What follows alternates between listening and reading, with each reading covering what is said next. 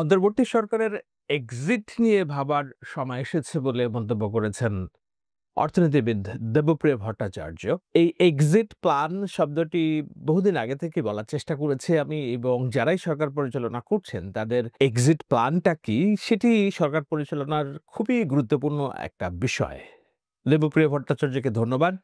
Senior citizen, centre for policy dialogue সিপিডির senior research fellow হিসেবে তিনি বাংলাদেশে বেশ জনপ্রিয় ব্যক্তি, এবং শেখ হাসিনা সরকারের যে দুর্নীতির শ্বেতপত্র ডক্টর ইউনূসের হয়ে তিনি প্রকাশ করেছেন, গবেষণার কাজটা তারা করেছিল, এই বিষয়ে কোনো সন্দেহ নেই। ডক্টর ইউনূসের খুব কাছের ঘনিষ্ঠজনদের একজন ডক্টর দেবপ্রিয় ভট্টাচার্য, তিনি যখন এই কথা বলেন তখন এই আলোচনাটা প্রাসঙ্গিক হয়ে দাঁড়ায় যে সরকার এই আলোচনাটা, এই বক্তব্যটা নেবে এবং সরকারের কানে গেছে কিংবা যাবে, ডক্টর ইউনূসের কানে যাবে কি সেটি হলো এক্সিট প্ল্যান। উনি বলেছেন অন্তর্বর্তী সরকারকে একটা এক্সিট নিয়ে ভাবনার সময় এসেছে, তাদের পদক্ষেপ পরবর্তী সরকার কতটা বৈধতা দেবে তাও চিন্তা করতে হবে।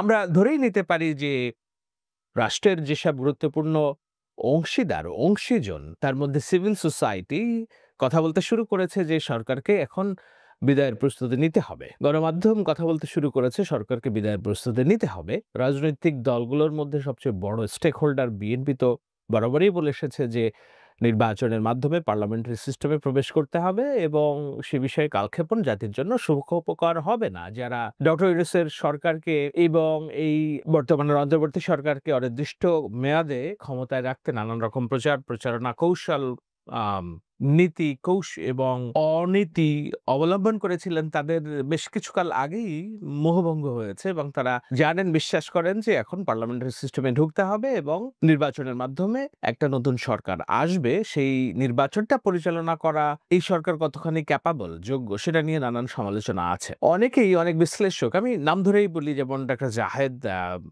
তারপরে গোলাম মাওলা রনি এবং আরো অনেকেই আদৌ নির্বাচন হবে কিনা সেই প্রশ্নে একাধিক আলোচনা করেছেন। ব্যক্তিগতভাবে আমার কিছু আলোচনা দেখার সুযোগ হয়েছে, এবং এই দুইজন তো শুধু না, আরো অনেকেই বলেন যে সরকার আদৌ নির্বাচন দেবে না, নির্বাচনের পরিবেশ নাই দাবি করে তারা নির্বাচন প্রলম্বিত করবে, নানান রকম গড়িমসি করবে। আমি খেয়াল করবেন কিনা গত 6 মাসে একটিও আলোচনা করি নাই যেখানে আমি বলার চেষ্টা করেছি যে নির্বাচন হবে না কিংবা নির্বাচন নিয়ে সংশয় আছে। আমি মনে করি না নির্বাচন নিয়ে কোনো সংশয় আছে।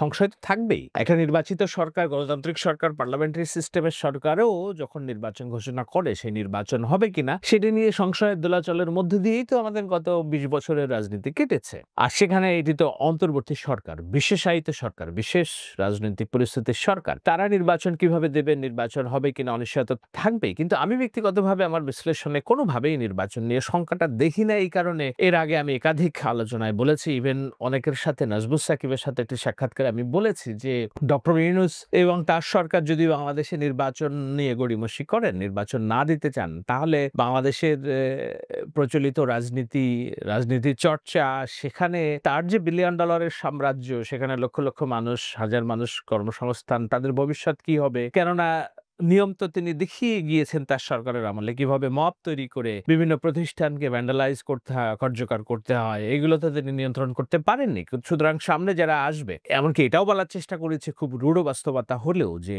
বাংলাদেশে নির্বাচন হতেই হবে, এবং সেই নির্বাচনে যদি রক্তপাতের সংখ্যা থাকে, সেই সংখ্যা মাথায় নিয়েও আমাদের নির্বাচনের প্রস্তুতি নিতে হবে। কেননা রক্তপাত যখন নিয়তি, তখন তাকে ফেস করাটাই রাজনীতি। রক্তপাতের ভয়ে আমি রাজনীতি করব না, আমি নির্বাচন প্রলম্বিত করে অনির্বাচিত সরকারকে ক্ষমতায় রাখবো, সেই মতবাদের পক্ষের যোদ্ধা হিসেবে নিশ্চয়ই আমাকে পাননি, যে কারণেই আমার বিরুদ্ধে আপনাদের এত ক্ষোভ, এত অনুযোগ। আমি যেটা বলছিলাম, এখন সেই কথা ডক্টর দেবপ্রিয় ভট্টাচার্য বলার সাথে সাথেই একটা ছুটির ঘন্টা মোটামুটি আঁচ করা যায়, কিংবা ধরে নিতে হবে যে সরকারের এক্সিট প্ল্যান নিয়ে ভাবতে হবে, এবং খুবই কার্যকরভাবেই ভাবতে হবে যে তারা কিভাবে এক্সিট করবে। এখন এক্সিট করবে মানে তো নির্বাচন দিয়ে চলে গেল, তাই তো?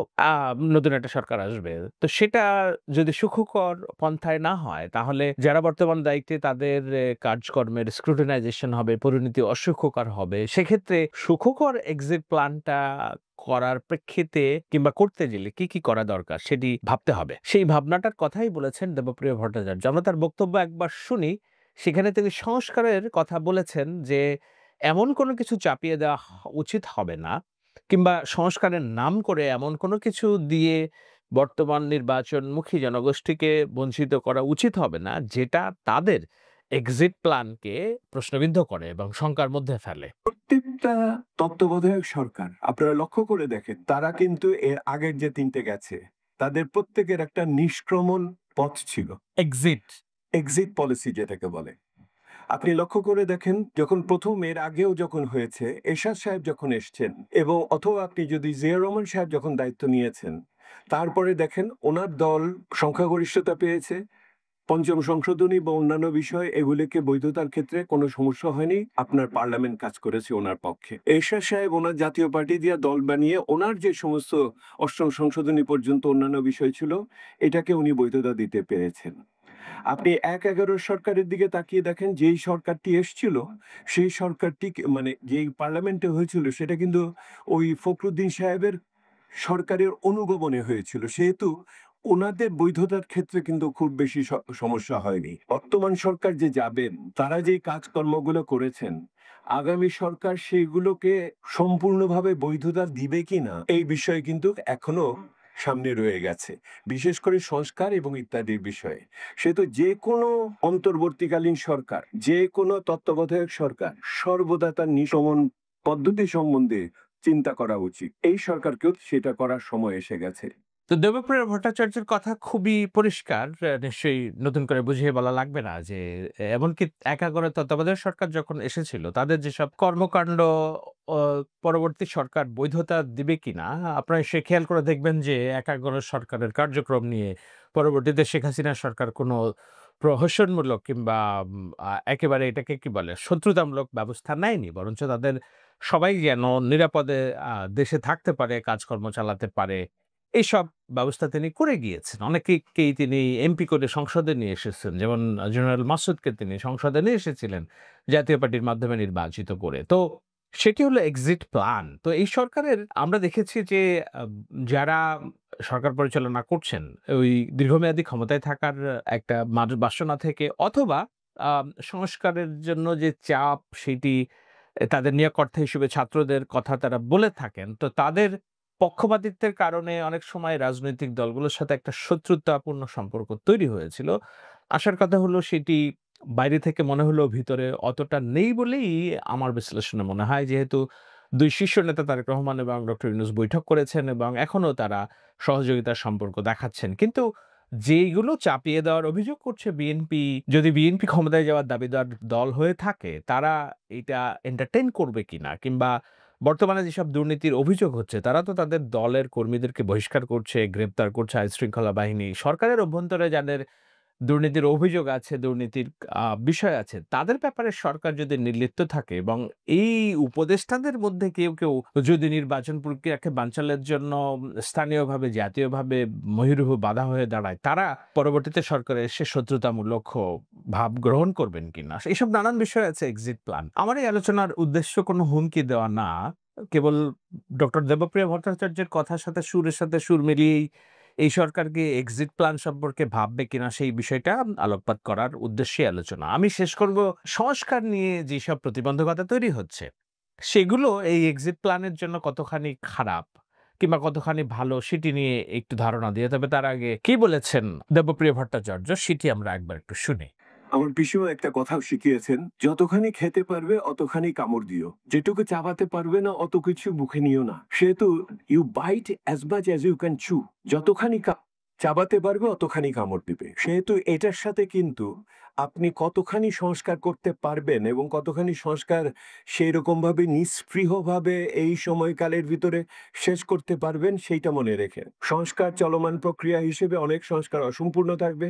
অনেক সরকার পরের সরকার করবে। এইটার ভিতরে আপনাকে মেনে নিয়ে আগামীতে ধারাবাহিকতার ভিতরে থাকতে হবে।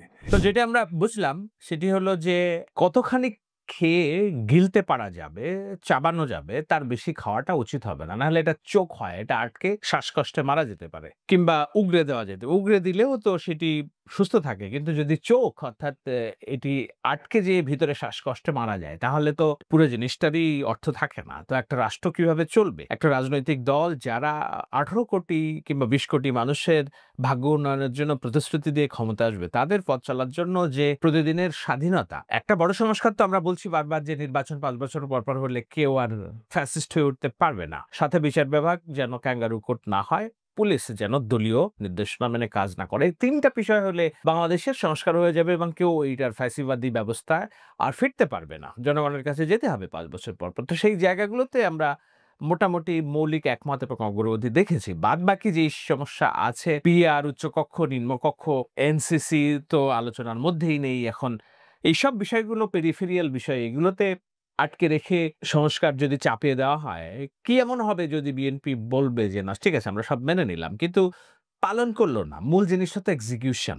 যারা এইটা পালন করবে। এখন এক্সিকিউশন যদি কেউ না করতে পারে, খামোখা লোক সন্তুষ্টির জন্য তো কথা বলা, কথা দেয়ার রাজনীতি তো করা উচিত না। সম্ভবত সেই জায়গা থেকেই বিএনপি অনড় অবস্থানে আছে। আমরা বিএনপিকে তাদের অনড় অবস্থানের কারণে অনেক ক্ষেত্রেই সংস্কার বিরোধী একটা তকমা দেওয়ার চেষ্টা করেছে। কিন্তু এটাও তো ভাবতে হবে যারা সংস্কারের এইসব বিভিন্ন প্রস্তাব মেনে নিচ্ছেন, তাদের কারোরই রাষ্ট্র ক্ষমতায় যাওয়ার মতো ক্যাপাসিটি নেই এবং তারা যাবেনও না। যারা যাবে তারা দৃশ্যমান যেই কাজগুলো করতে পারবে, তার বাইরে অনেক কিছু চাপিয়ে দেওয়াটা ওই যে চোখ করার মতো হবে কিনা, রাষ্ট্র থমকে যাবে কিনা, কিংবা সেটি একটি বিশেষ গোষ্ঠী দলের চাওয়ার প্রেক্ষিতে হওয়ার পরে এটি যদি করা হয় ঐক্যমতের নামে, তাহলে আবার এক্সিট প্ল্যানে ঝামেলা হবে কিনা, এই সমস্ত কিছু ভাবনার জন্য সময় এসেছে বলেই দেবপ্রিয় ভট্টাচার্য তার অতীত অভিজ্ঞতা, বয়সের অভিজ্ঞতা থেকেই বয়ানটা দিয়েছেন। যেটি আমি এর আগে বেশ কিছু আলোচনায় বলার চেষ্টা করছি যে এক্সিট প্ল্যান ইম্পোর্টেন্ট রাষ্ট্র পরিচালনার জন্য। শেখ হাসিনার সামনে কোনো এক্সিট প্ল্যান ছিল না বলে তাকে পালাতে হয়েছে। আগামীতে যারা সরকার পরিচালনা করবে তাদেরও এক্সিট প্ল্যান নিয়েই ভাবতে হবে যেন না পালাতে হয়। কিন্তু তার আগে বর্তমানে যে সরকার আছে তারা তাদের এক্সিট প্ল্যানটা কি, কতখানি চাপিয়ে দিবে এইসব ভাবার জন্য দেবপ্রিয় ভট্টাচার্য তাদের বন্ধু মানুষ পরামর্শ দিয়েছেন। সরকার পরামর্শ নেবে কিনা দেখার বিষয়।